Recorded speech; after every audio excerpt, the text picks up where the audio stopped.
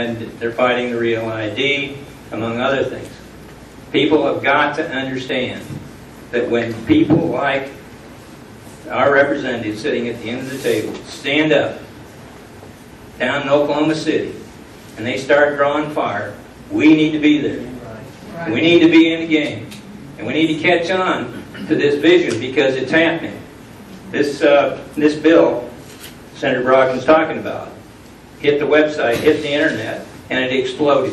It was unbelievable.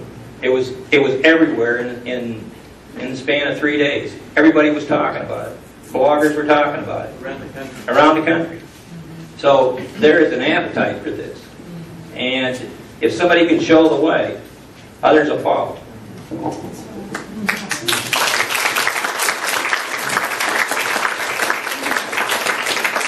Again, I'll say ditto. I think Ken answered this excellently, as well as the other members of the panel.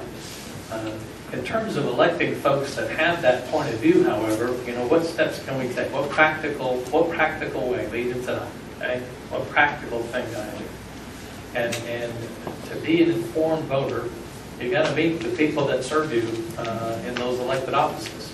Now, we've watched what's taking place on the national stage, where in just a few short years, someone's gone from city council to mayor to governor.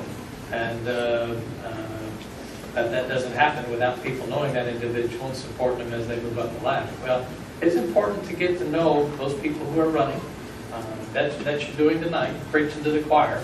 But I admonish people in a slow, methodical, steady, professional way, build a bridge of communication with the people who are running, to know where they're coming from, and decide whether or not you want to help them or help their opponent.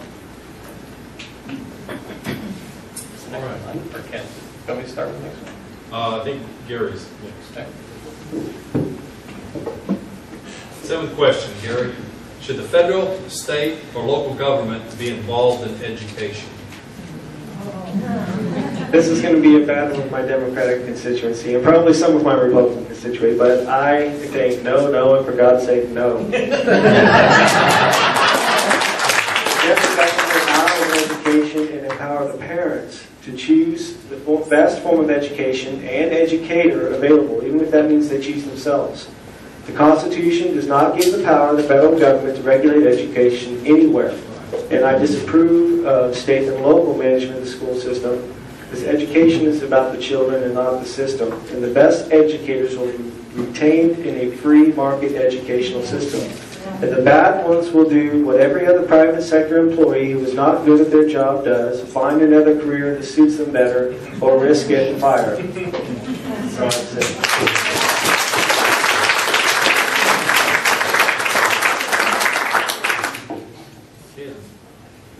Well, that's an easy answer, too. That's no. All you have to do is look at what they have done with it.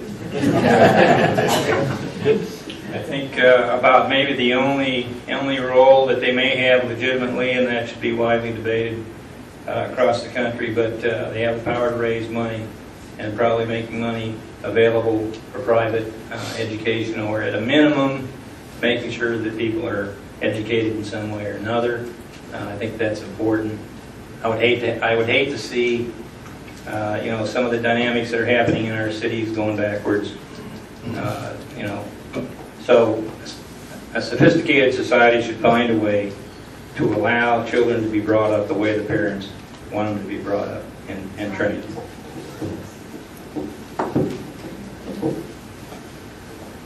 I'll start by saying that I agree that God-given authority, the responsibility to educate the children does belong to the parents. And I've reflected on how is it possible, since the 60s God was thrown out of the schools, how do they still stand up? And I've reflected on that. And the reality of it is, Gary, you're in the back. How many years did you serve on a school board? 8 years in G school board. All right, 8 years. Gary served in a delegated capacity as an elected member of a school board. Now remember, I talked about righteously derived authority. And those school board members have righteously derived authority delegated to them from those who are righteously empowered to educate their children. They delegate that to the unelected school board. So our public schools, I believe, are constructed in such a way where their authority is correctly derived. Now, Do I agree with how they're functioning? No. Okay. And I'm not endorsing what they're doing in terms of the way in which the curriculum and all the rest of it. And I do agree that competition is the best way to bring about that accountability. Do we want an educated populace? Yes, we do want an educated populace, because it is because of ignorance of positions of elected officials, of general ignorance of public policy, that we're kind of in the mess, that the reason we're gathered here tonight. So we do want an educated populace, and that depends upon people being willing to search out truth, additional information and insight, to be able to examine the positions and analyze public policy. How do we get that educated populace? Well, I commend Gary's service on the school board, and I think perhaps after tonight, there might be a few folks in here who decide to run for a few school board seats and realize that if the schools are fixed, I had season tickets as a drillers, and frequently we'd get to the game in the middle of the first inning, and people from the general admissions section would float down and take the box seats. So you'd have to show them your stub and say, pardon me, I think that you're in the wrong seat. And perhaps the reason why some of the folks that are in the seats of authority that they're in is because those that God has called to sit there haven't shown up yet.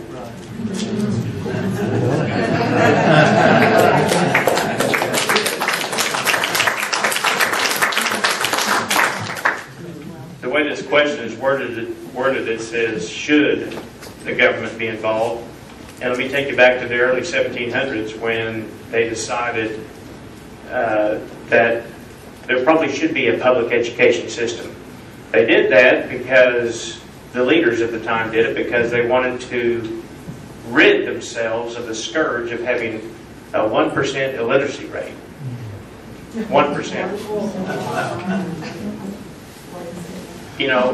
So we're 40%. So the system that we have in place certainly does not work. And I'll give a baseball analogy. Ken gave a football analogy. There's only three things wrong, really, with the education system today. Number one, it's monopolized. And number two, it's unionized. And number three, it's ran by the government. It's 3 strikes, you're out.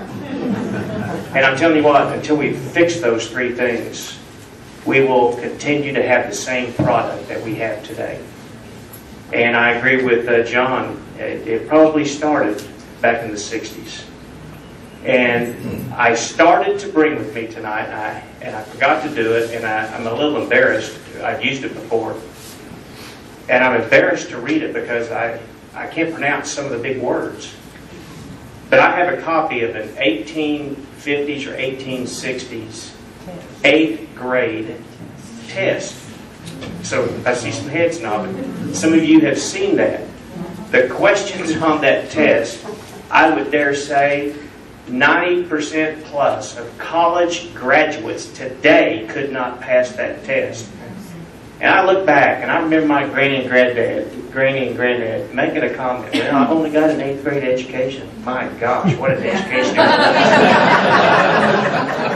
So things have changed, things have evolved, and until we correct the true problems, I have grave concerns about the public education or the government education system that we are handing down generation after generation. Get rid of monopoly. That means school choice. That means empower the parents. Get rid of the unions. And I'll tell this real quick story. I hesitate to tell it because the cameras are rolling. But my first year I was elected, nobody was sworn in yet, and I got a call from the OEA president wanting to have lunch with me.